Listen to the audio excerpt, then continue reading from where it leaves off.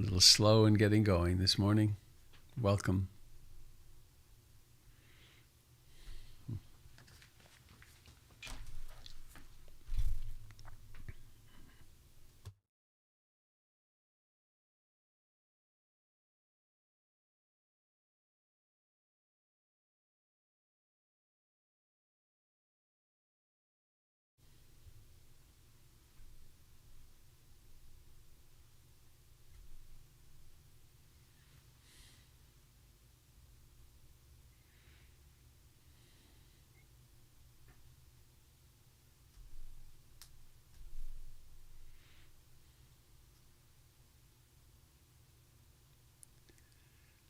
The present moment is exactly like this.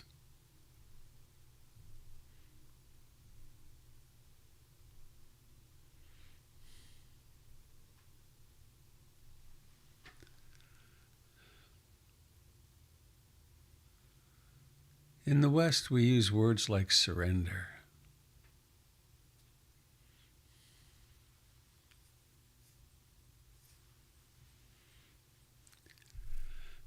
From Buddhism, we have words like choiceless awareness. We have abiding in mindfulness.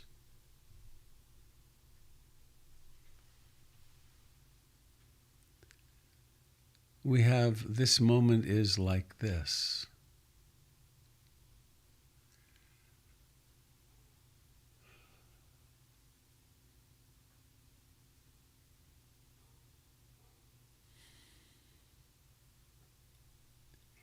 Every breath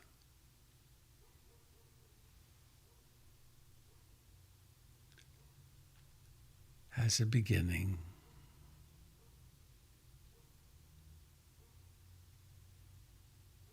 It has a lifetime and then it vanishes.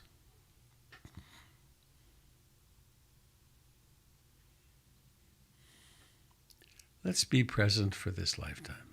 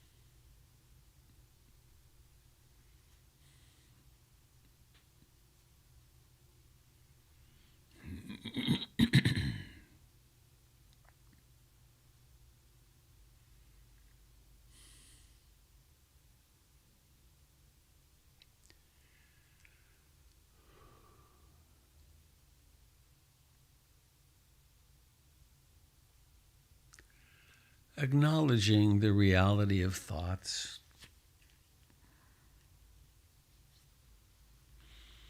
the temporary reality of thoughts.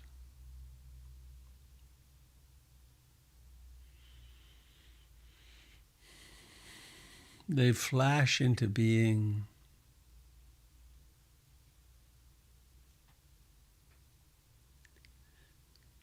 Sometimes they're complicated. Sometimes they run one into a next.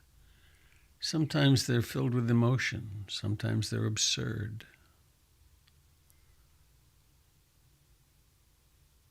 Always they're disconnected with each other.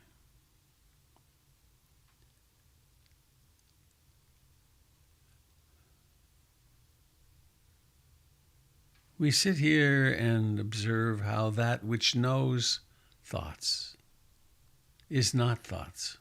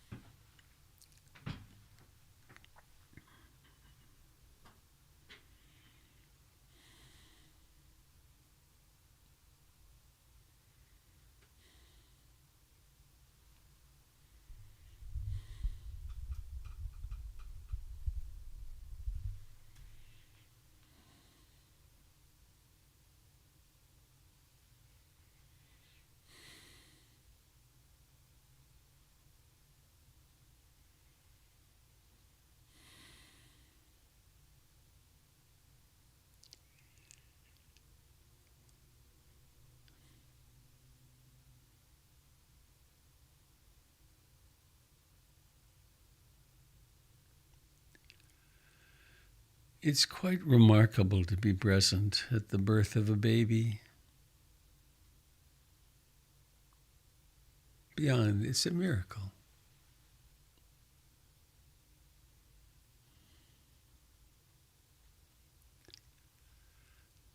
In a less dramatic way, much less dramatic, but to be present at the birth of a thought,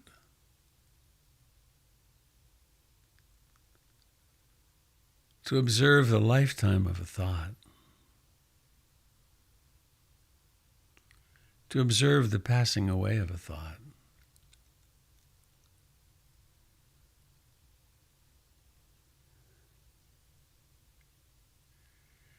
prepares the ground for insight into the nature of life.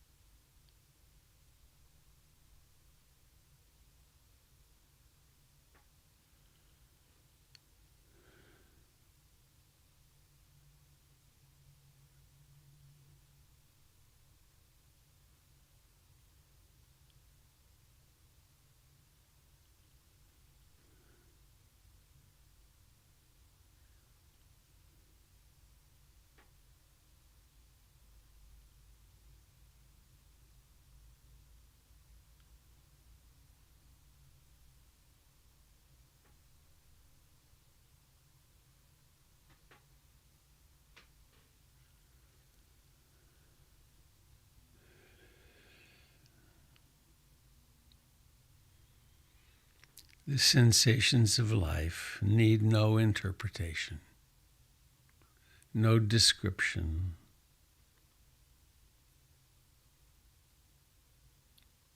They are complete in themselves.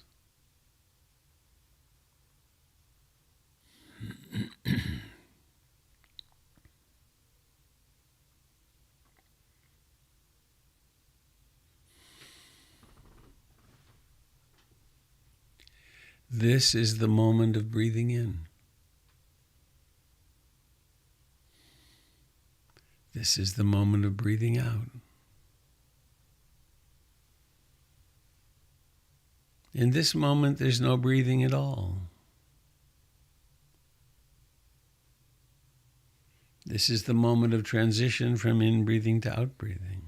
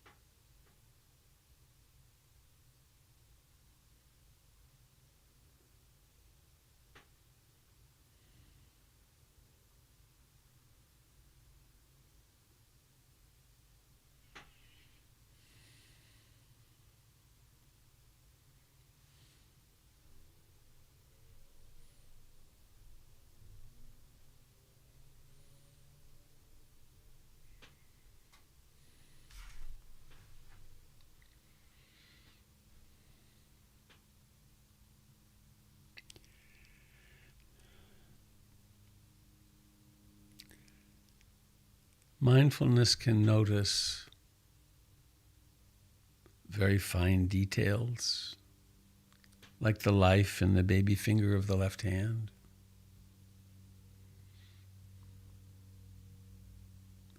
Or it can notice if the mind is restless and agitated. It can notice if there's a lot of concentration, or any concentration, or concentration for a moment. It can notice tranquility, calm, the great ease of openness of heart and mind. It can notice the contraction when we feel somehow we've been treated unjustly.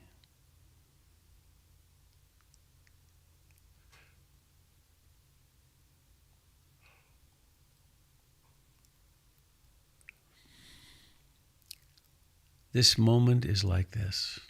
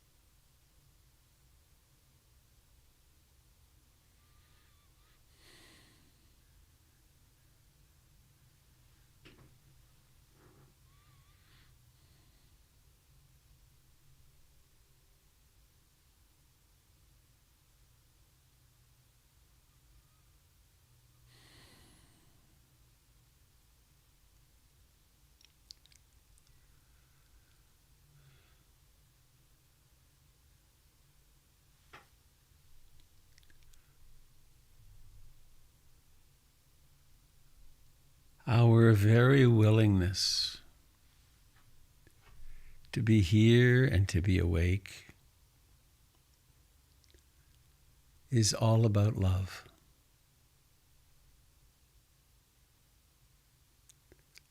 In this case, love meaning true love, in which there's room for everything. Nothing and no one is excluded. No part of ourselves.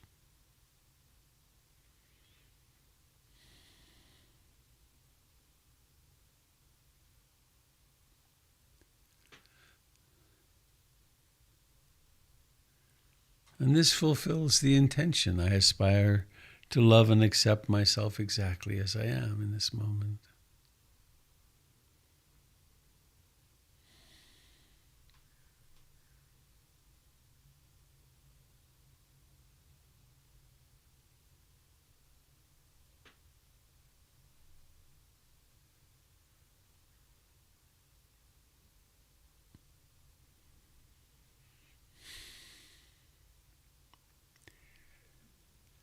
Inevitably, we will encounter discomfort.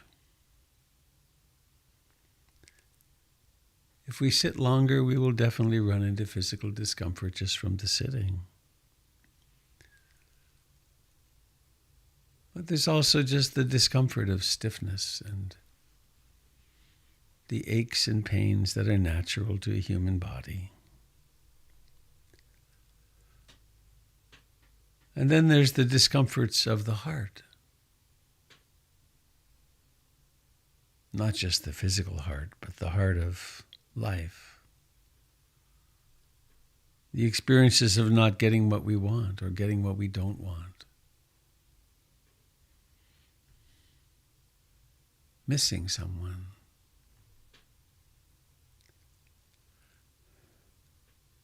And so we make room. We're not interested in spiritual bypassing.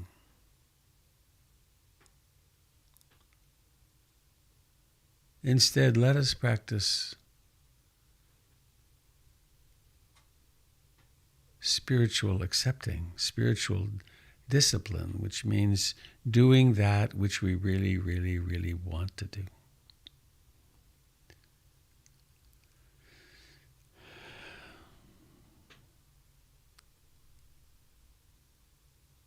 And we cultivate compassion by being with.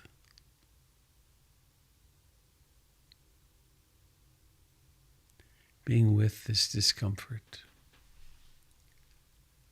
Being willing to be with the discomfort of others.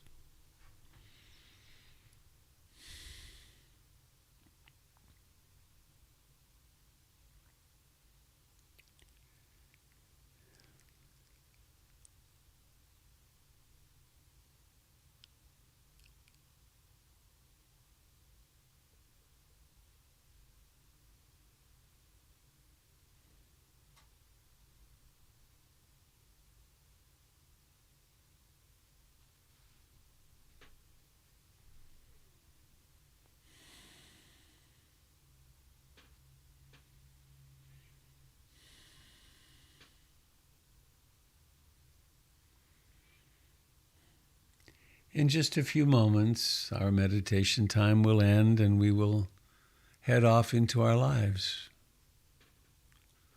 Please let's think of one thing you'll be doing today.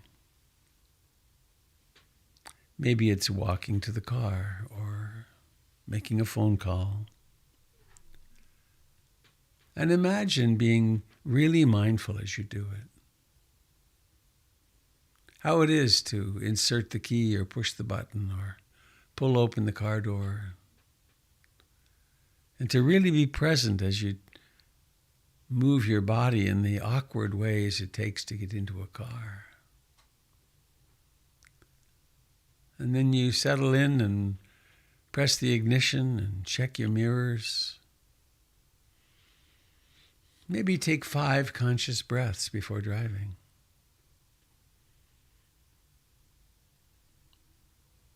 And driving while seeing hearing, sitting, touching.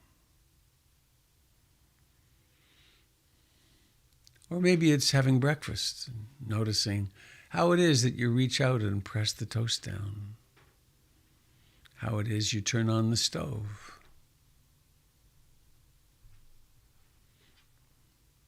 how it is you crack an egg.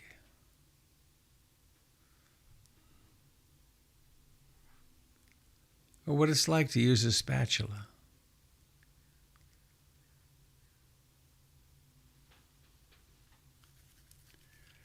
And so we have the intention of carrying mindfulness with us in all activities.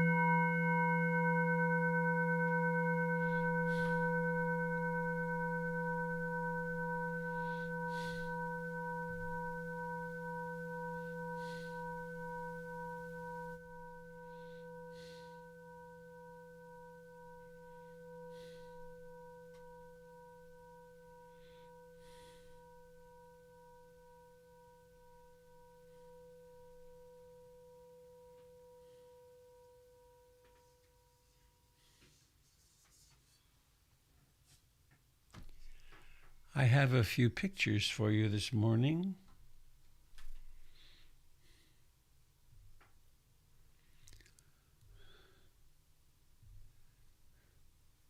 This is Hotai out in front of my house.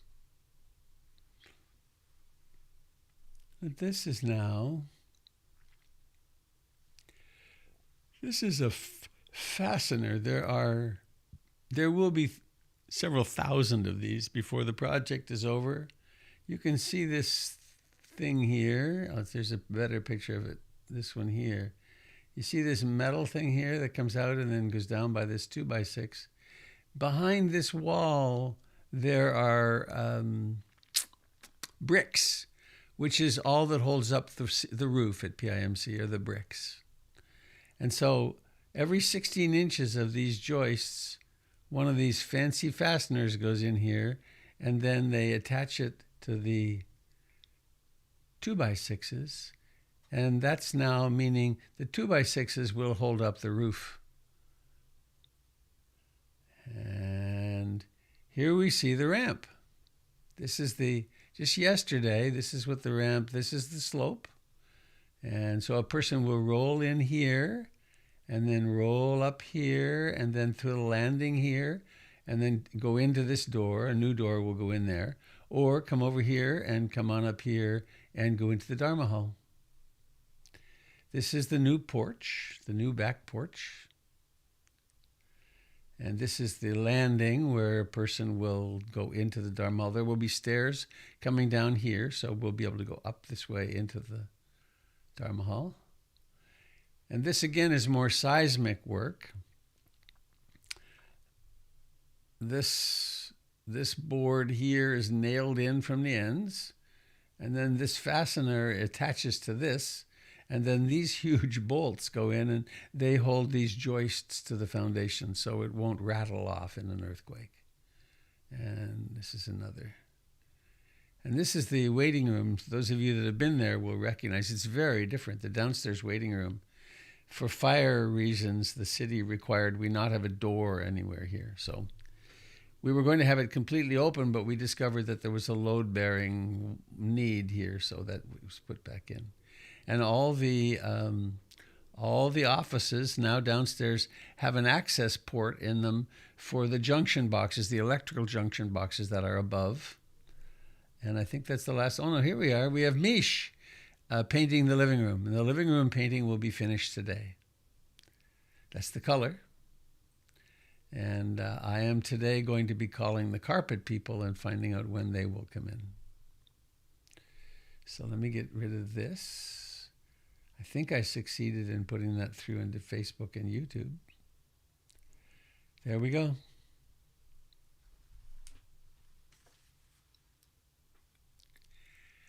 Leanne Logan, is anyone else getting this? Oh, I don't know about a pink sunrise. I haven't looked. I didn't even open my blind this morning.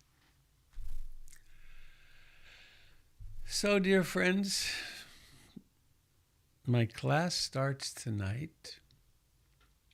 It's possible to sign up still at the last minute. If you wanted to sign up still, email me, because I've sent out the final information now. You could email me at robert@robertbeatty.com. So, I think enough. More than enough. Have you anything you'd like to share, my friends, this morning? Robert, back to the construction. Yes, sir. How is the barking dog doing? Barking dog is untouched by the construction, and it's ready to open when we open. Okay. Yeah, with a fancy new system for keeping track of the books. And oh dear, hang on, yikes, my mind and names. Jim, help me with the name of the woman that's putting all that. Olivia? Work on. No. Oh dear, how silly. Connie? It's Connie. Connie is putting in incredible amounts of work getting the library spick and Connie span. Avalon. Yeah. Yep. And there's a group of people who are doing gardening, and there will be significant calls for volunteers. We have a lot of stuff to put back together when the builders are gone. We have to put all the art back up on the walls, and it's going to be fun.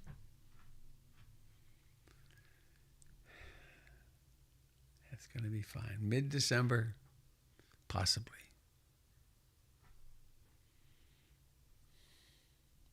There was a major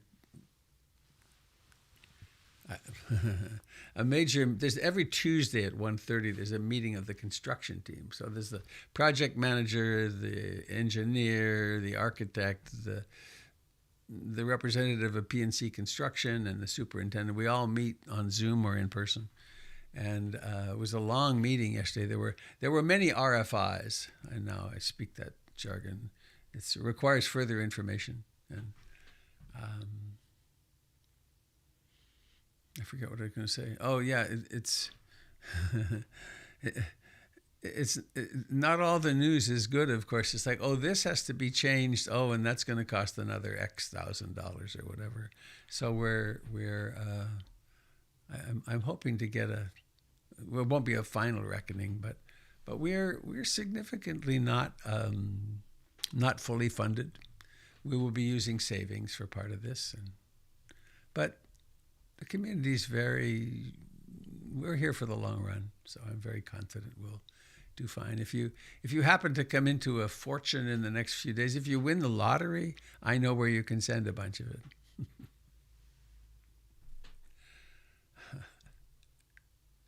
And have fun with the giving. So, anybody sitting on anything you'd like to share?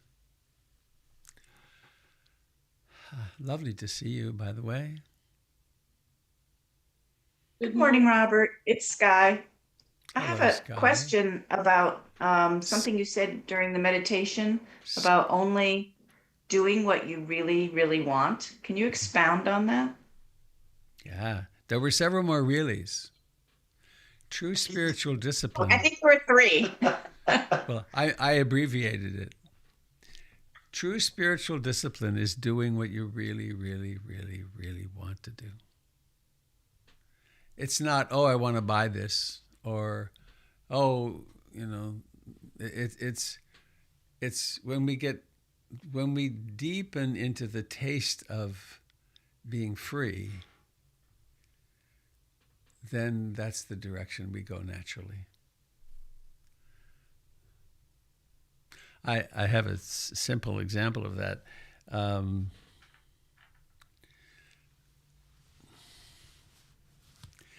I carry about 15 or 20 pounds that are not very helpful to me. In fact, they're problematic. They make my blood glucose too high, and they're heart attack danger and so on. That weight is there because of emotional eating. I eat when I sit down at a meal and, I want that full feeling, and that, I'll have one more piece of this or piece of that. And that's not what spiritual discipline is. And what became obvious last week when I was on retreat and the mind was calmer was, here's this thing in the fridge that I'm looking at and thinking about eating. Do I want that? I don't want that. And it doesn't take any discipline, quote, not to eat it. I don't even want it. What do I want? I want to be right here in this moment and in touch with, am I hungry or not? So that's a pretty simple example of it. That when the mind is quiet, there's that poem, anyway, it's about be more quiet. When we get quiet, be more quiet. And then what we really want becomes clearer and clearer. Does that make sense with the really, really, reallys? And we're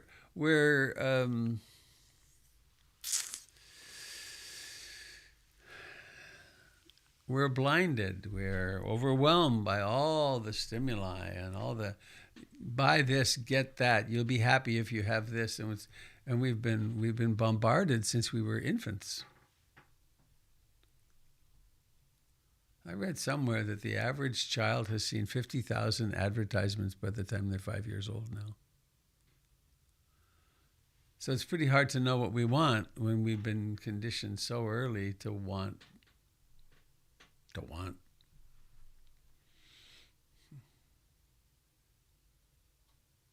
So all those reallys are kind of like layers on the onion that you peel down to get to the core. I would think so, yeah. Got it. Thank you. I mean, how many times?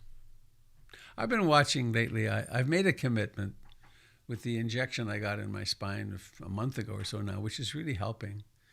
And I'm mobilizing my right leg more, and I'm doing exercise most days. And I'm really watching the resistance. Right? I'll be sitting on the couch, and I know the next thing to do is half an hour of stretching and strengthening and yoga. I don't want to do it. Yuck. I could just sit here. I could even pick up my phone and watch the news. That'd be great. But then if I pay attention, another part of that is every time I do the yoga and stretching and strengthening, I feel better immediately. Now that you'd think that would be yes, of course I'll do it. But there's this resistance. I don't want to. And so as I observe that, if I sit with it, what do I really want? I really want to feel better all day. I think I'll do my yoga. But the resistances are there. Maybe not this morning. I did, and I was up late last night. So I think that's another example of it. What do I really want? I really want to do that which makes me feel good. And similarly, sitting. I mean, many people I know struggle with, will I meditate or not? And I haven't done this on Zoom. Let me just do it here. Please raise your hand if you feel better than you did when you came here this morning. It's almost everybody. Why would you not do this every single morning of your life? It's crazy. But the more we get in tune with our depths, then we do the things that we really, really, really, really want to do. I think that was 5.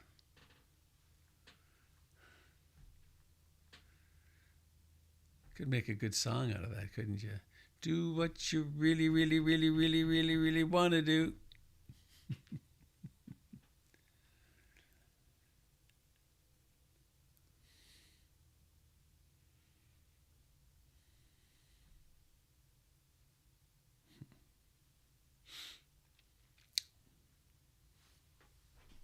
Good morning, Robert.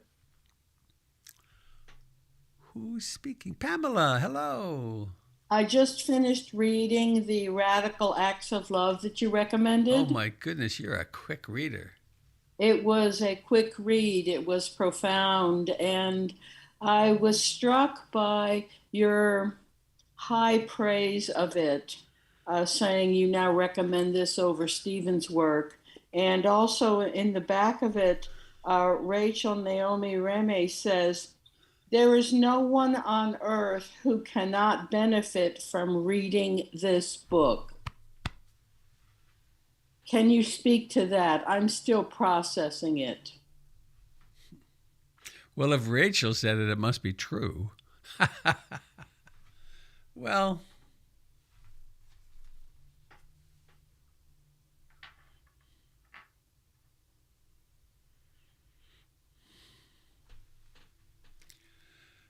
I am today going to spend time with a friend who's a little younger than me, 2 years younger than me, whose wife of 51 years is dying.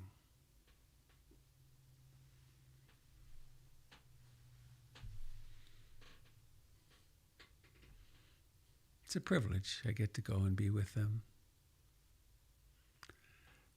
That book has 20 descriptions of someone dying. And it's how some people, some family systems welcome the love in, and the process of dying is luminous and open, and how some people can't even broach the subject. And so, and keep everybody at bay. And so that book is a description, I think, that can inspire us wherever we are on that spectrum of wide open and willing to move toward the reality of dying, or really quite closed. If you're willing to read the book, I think a person will find themselves and their family in there, and then that then can help us with next steps.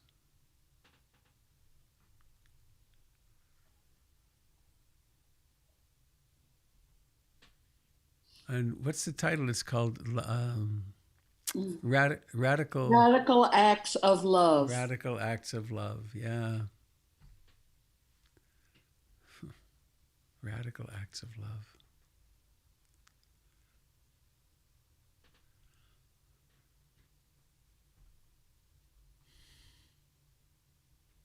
Yeah. I found it piercingly simple. That's a beautiful description. Yeah. She's really, and aren't her, she does these little flourishes. So, she meets someone and she'll describe them in 3 sentences, and suddenly you know them. It's just great. Yeah. She's a fine writer. Fine writer, had a good editor too, I think. Really good editor. Mm-hmm. Mm-hmm. So it's and they're short, like 7 pages, 12 pages. And you get a glimpse into a world, and yeah. Thank you for the recommendation. Mm-hmm. You know, a book in that same sort of genre is Atul Gawande's book, Being Mortal, which I give every new doctor I see, I give a copy of Being Mortal. And It's a great book too.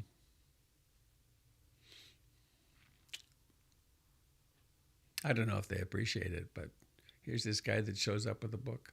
Well, I give them my book too on the second visit.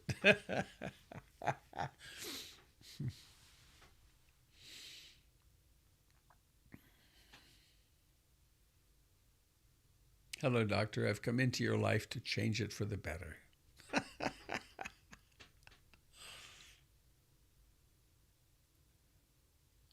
I must say that's a change in my life over all these years.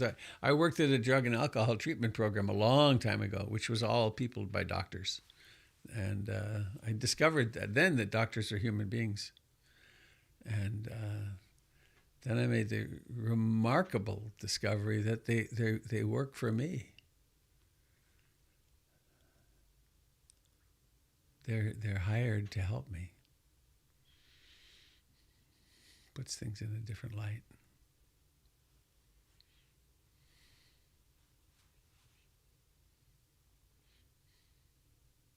I'm still completely enamored of Vivek Deshmukh, the brain surgeon.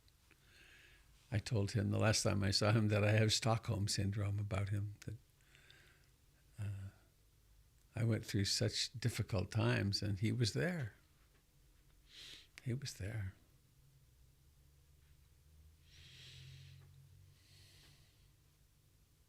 So anything else? Anybody?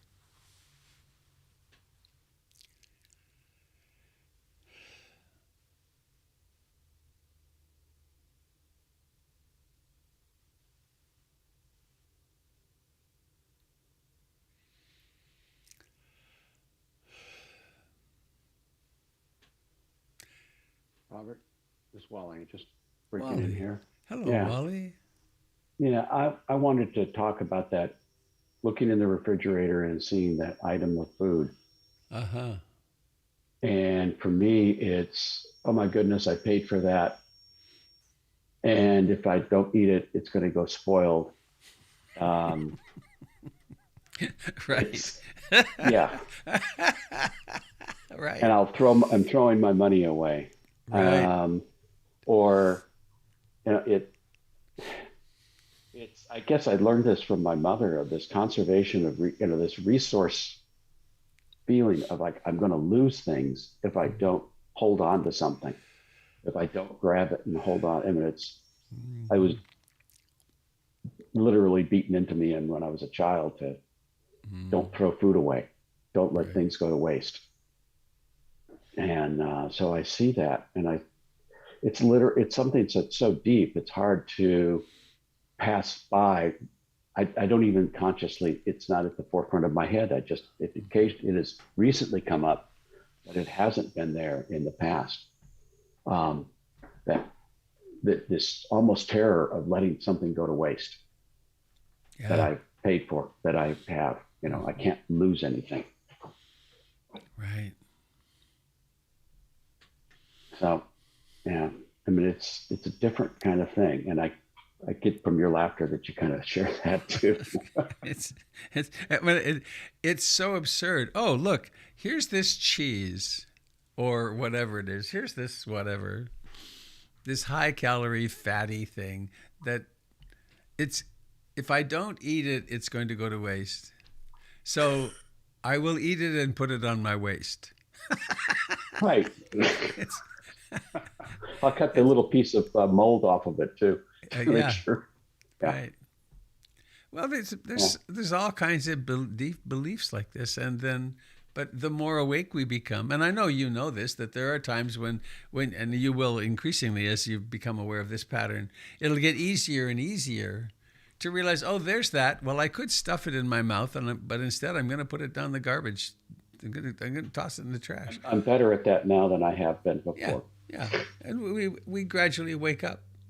But these eating things are deep, of course, Yeah. I wonder if it's more common, I know it's common for people who grew up in the Depression.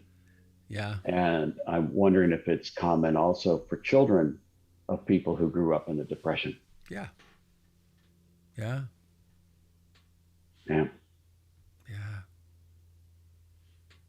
My mother never escaped the depression. She never began to escape the depression, really. There really wasn't. I mean, and it was tough in ways that I've never experienced. I mean, they were hungry. My parents were hungry. Yeah. Yeah. I mean, I was just, and it's happening right now around the world. There's really hungry people. Afghanistan is heading into just collapse.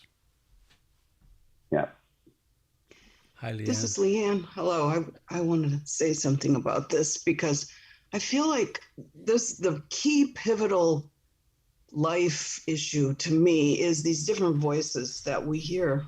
And Wally, I really appreciate your speaking up because I feel like how we approach them, and I'm still so novice at this, but like that we don't laugh them off, that we don't call them absurd, because they're representing a really profound value and something in us that has a concern. So if I think I really need to scrub the floor, whatever, but I really want to take a nap, those are actually like parts of me or aspects that each really need something. And yeah, I think that when, like when you look at that thing about being raised by somebody who went through the depression, I was also, and that profound need not to waste things, but it's more like, the more you really look at it, instead of dismiss it, like listen to it, like I really hear you, you don't, it's so bad to waste things. And then that might turn into, it's actually so bad to disappoint my mother who doesn't want to waste things, or to go into those voices, all of them, everything that we think is just representing some kind of evil or negative impulse is actually like trying very much to help us. And the more we like truly listen, underneath it, what is it worried about? What is it trying to protect me from? What, I just feel like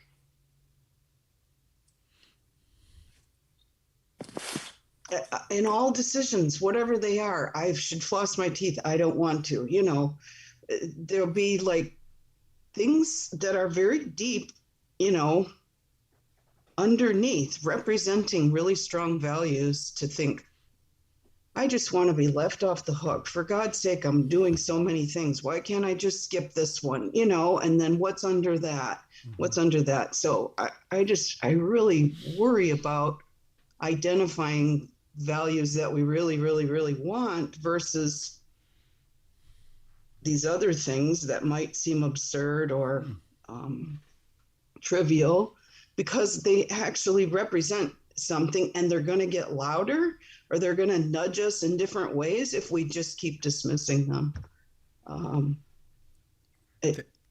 For me, this is like the central issue of life, is how we're motivated and how we pay attention to that.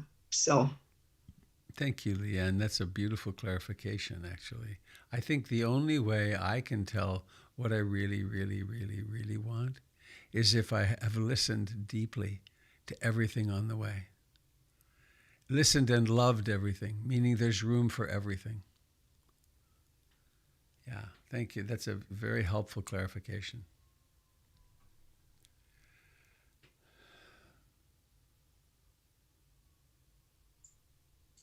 Hi, Robert. It's Eileen. Hello, Eileen. Hi. I'd love you to speak further on when you talked about the resistance, but exactly as you spoke to it, because everybody else's resistances, those I have as well. But the particular resistance you seem to be talking about, like with the exercise, are about things that you know will make you feel better and that part of you really wants to do because you do get gratification. And have you explored, I mean, I have tried to, but haven't gotten there. So have you been able to go deeper and understand what is the resistance to doing things that you actually want to do? You're sitting on the couch, or I'm sitting on a chair, and it's not as if you're doing anything else at the moment. It's not really, it's just resistance. Mm-hmm. Not like I have to do this, or I want to do this, or should I go out? That's a different kind. So could you speak to that? I'd really appreciate it.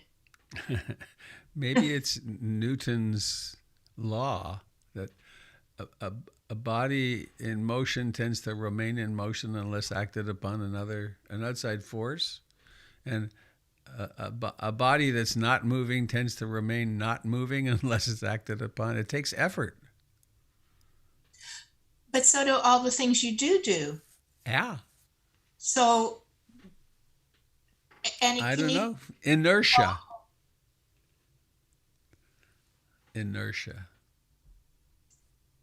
Hey, to me, everybody's resistance or inertia story is going to be different. Uh-huh. So, or on different days, it might be different. So today, my inertia, if I look into it, I don't want to get up off this couch. I'm so comfortable here. I might need more comfort in life, or it might have something to do with it. There's going to be something under it to me that that's actually trying to protect me or help me. And it's different on different days, and it's different. You know, we have different patterns, and a lot of them are like, I'm resistant. This is me, just because that's like my basic life stance, because I like locked in resistance mode as a kid because everybody was trying to get me to do everything. So I'm actually just triggered resistance mode. It's always to me worth going underneath and trying to like love and be curious about and say, wow, this is something that's trying to help me in some way. I just think it's so powerful and cool. Yeah, I absolutely agree on that. I just always wonder, well, I just was wondering if Robert had a thought or had taken a step that I missed and I would just get it. It would be like some magic gift. But I think I'm at the limits of my hypothesis. Okay. Thank you, though. At least I know you don't have the next step. Oh, that's true. Thank you. The one thing I'm sure of is try to live in the present moment. That I'm sure of. Okay. I'm reminded of a quote by Matt Kahn, who says, everything in my life is here for my spiritual awakening, and I don't have to like it. Yeah.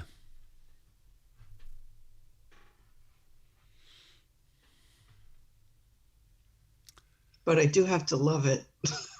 You know, I've had in mind, and every time I create a new class, I think of this. I want to offer a class that says you have to love it before you can leave it.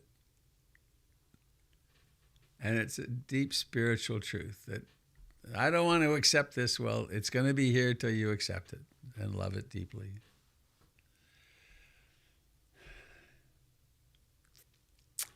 Well, I need to move on fairly soon into this day. Anybody else have anything you want to share?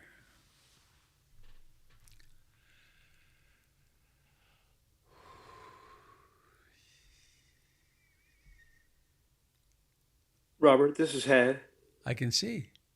Hi. I want to acknowledge the extraordinary, trusting space for honest, open, authentic communication that we have created in this morning sit weekdays.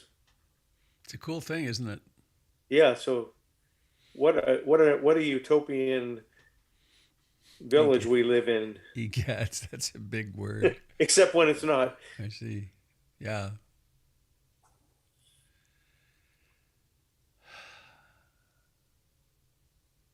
Yes, I just want to thank everyone. I'll be thinking about what was said here probably all day and looking at things differently. So very much appreciate the conversation. Thank you.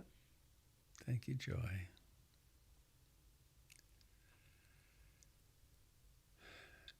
So shall we go out cacophonously?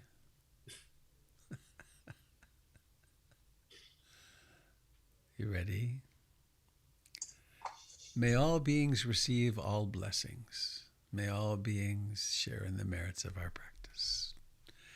Bhavatu Sabe Mangalam. Bhavatu Sabe Mangalam. Bhavatu Sabe Mangalam. Sadhu, sadhu, sadhu.